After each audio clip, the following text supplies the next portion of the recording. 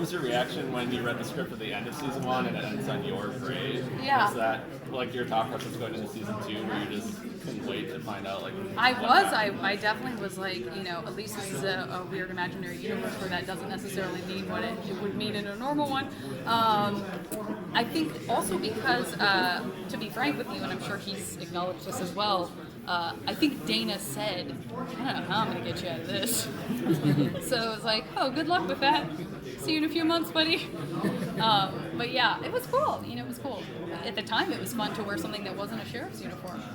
I was wearing a heavy white cloak, but that felt like a nice change. Yeah, it's some like 18th century garb. And Yeah.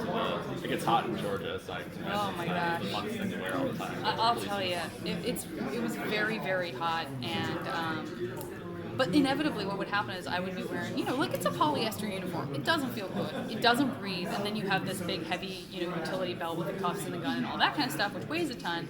So having like the shirt tucked in and the high-waisted pants and this, it just felt like I would ask the medic to have a bag of ice just standing by so that when we would stop shooting, I would like lift my shirt to my stomach and just put the ice there to try to like cool my core temperature down. So I would be like feeling really sorry for myself about all of this, and then I would return and look, and someone like Mick Ignis, who plays all these amazing creatures, who was in like latex and makeup from head to toe, in like a black lace gown with just contact lenses to where he can't see out of them. And he would just be sitting there happy as a clam, like, no, I'm fine. Someone would be like, oh, Mick, you must be so hot. Do you need anything? Do you want some water? And he'd be like, fine. And then I was over there like, my sheriff's uniform is so hot.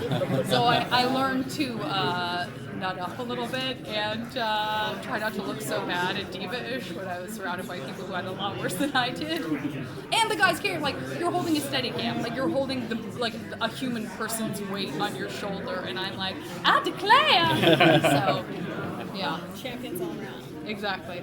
So what was your favorite moment like shooting in season 2? There's a lot of great stuff happening, they told us. So what are you looking most forward to everyone seeing?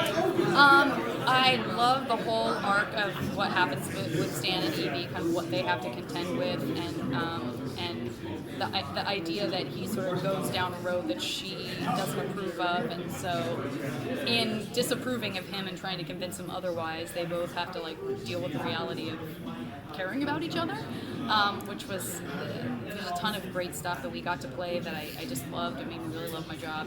And then also Evie spends a little more time with Denise in the second season, and I love Deborah Baker Jr. I love that character, and so it would be really fun to have like girl time where you sort of go, well, yeah, those two are. Why don't they spend some time together, just as girls? And so some of that happens, and I would say to very funny results. Yeah. I don't know if Dana has talked about it much, but there's a sort of Bachelor element that Denise and Evie both love watching this show. It's like The Bachelor, so that goes horribly awry. Of course, beautiful garbage, that show. Yeah, exactly. John was telling us that he tries to get all the actors the scripts before you guys head down to Georgia, I think it is. How do you like being able to live with those scripts prior to going down there as opposed to like getting them on the fly? I love having them in advance. I think it's great. I mean, I'm used to the opposite. I'm used to kind of rolling with the punches and finding stuff out last minute and going like, okay, this is going to be, like the energy is going to be very real because this is brand new. But especially for us, because we shoot out of sequence so much and we block shoot, so sometimes we'll be, it's like a dumb way to express this, but when you leave every day, you have an assistant director who has you sign out, right? You have to clock out, basically. And so there will be days where we would be shooting like 5 pieces of 5 different episodes, and it's broken down by episodes. So you just be signing, and then and that was, for me, that was like a really funny way of kind of representing and understanding how much we were getting done in such a short period of time. Was like her being like, you'd be like, okay, all right, what's my call time for tomorrow? Oh, there's another one. Okay, all right, great. And so you want me to, okay. Like, you sort of look back and go, did we shoot stuff from 5 different episodes today? We did? Okay. okay, that's intense.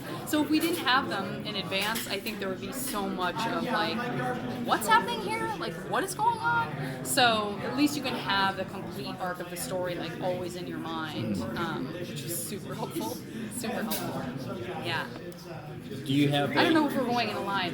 Oh, no, I no. suddenly realized it was an organic, We're like, leapfrogging. polite of Kinda just everyone. It's happened. great. Yeah. I was going to ask if you have a favorite or least favorite practical effect that was a problem or that you didn't enjoy working with too much. Yeah, I did not love being vomited on for what felt like a million years in that first, it was the first episode, I think. Yeah, they start off with a big barf bang. Yeah, because I think they thought it was just going to be less in general. Like, they thought the volume was going to be less, and they thought it was going to last a shorter duration. So when someone tells you what to expect, that's what you expect. I guess that works when it's like a doctor saying, like, you might feel a pinch, and then it's a really painful shot. It's like, well, okay, I get it. You didn't want me to, like, tense up or whatever. But this was, I was prepared for like a handful of seconds of being sprayed with the stuff, and it just kept coming out. It was going up my nose. The projectile was so strong that I was lying mostly horizontal. I think I had a mat under me, so I was a little bit raised up. But it like shot into my nose, but then it would shoot past and around me, and then the force of it shot all the way down the collar of my shirt, all the way into my underwear. Like a whole my back. No one could understand why all the way down my back and then running down the backs of my legs. Why did I have this goo? And it was because it was a little more powerful than anyone expected. How many takes was that? We only did it once, and it was like being waterboarded. Like I couldn't breathe for what felt like a very long time. Yeah, and Dana came up and was like, I hate myself so much. I'm so sorry. I'm so sorry I came up with the scene when I was eating peanut butter in my pajamas in my kitchen. It seemed so funny then. That had to be some fun cleanup. Yeah. Then again, it's like, for me, yeah. It also stained. I think it stained a little bit, so it had this like, it looked like I had a terrible rash for a while. Yeah. Were you a horror fan before you? I was. Yeah, I was. By the way, I feel like were a lot of you here last year? I feel like I recognize a lot of you. I definitely I was in Oh, I was on the second too, yeah. Oh my There gosh. we go. Well, I was like, these are like, maybe with the exception of you. Yeah, I was not. I feel like okay, all right. I just remember a lot of you. So hi, friends. Good to see you. Good to see you. Horror fan, yes, very much so. I will give almost any shark movie a chance, unless it's like willfully silly, like Sharknado. I mean, I get it, but I really want to genuinely be scared. Like I love Deep Blue Sea still. I love the Aliens movies. I was telling these guys I'm struggling a little bit with how nihilistic and existentialist they've gotten to the point where I feel like there's no point because it's just so depressing. So I still like things that I like having that, at least one character that you're like pulling for. You know what I mean?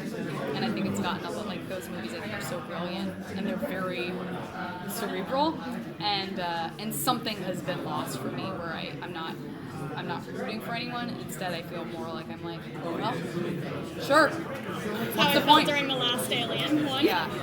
It's tough, but and I love horror comedy. I think everything that Edgar Wright ever did with Simon Pegg and Nick Frost and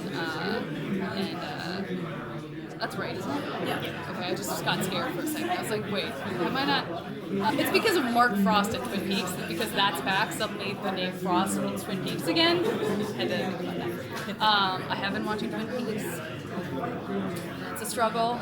I want and just because everything online is like it's the most brilliant thing that's ever been on television. Like hands done, he did it. He's back, everybody. And I'm like, what I think someone is going to do is at some point take all the episodes once it's finally done and edit their own version of like, this is what we all want it to be. There can still be weird stuff in there. There can still be like the floating sphere and like the weird crab thing coming out of the whatever, hatching out of the. I'm fine with that. I just don't know if I need like. I think it's a lot right now. Just And a I lot would to work. take I in. would, of course, I would work with David Lynch in a Oh, yeah. second. I Yeah. just feel like I'm dumb. I feel like I'm stupid because I love going to museums. I love art installations. I love him, and I'm having trouble kind of Yeah. keeping it all. It's a lot to take in. But it's very evocative. I mean, it makes you feel something. It may not be the thing you always wanted to make you feel, but yeah. Good time for one more question. Actually, so we're going to be meeting a husband. So can you, or Oh, ex-husband, yeah, ex-husband. yeah. Can you talk a little bit about their, tease a little bit about their relationship? Sure. Well, I think Stan actually is like, this is not what I was expecting. We have such great guest stars this year, and David Koechner I've known for many years, and I've worked with before, particularly like on stage and kind of doing more live improv stuff. But he's so great, and I was really excited when he was able to come play Penny. Yeah, he's just a total jackass. I mean, it is like. For sure, when I read the script, I was like, oh no, Evie, why are you like, she's still like a tough, capable character for all of the silly things that happen to all the characters on the show. Like, why does she have to be another woman that you go like, why him? But unfortunately, you do. But he's great. He's so funny. And yeah, the other guest stars we have this year are just like, oh my god, we got Steve Ogg. This is amazing. He's amazing. This is gonna be great. So it's really fun. It's really fun.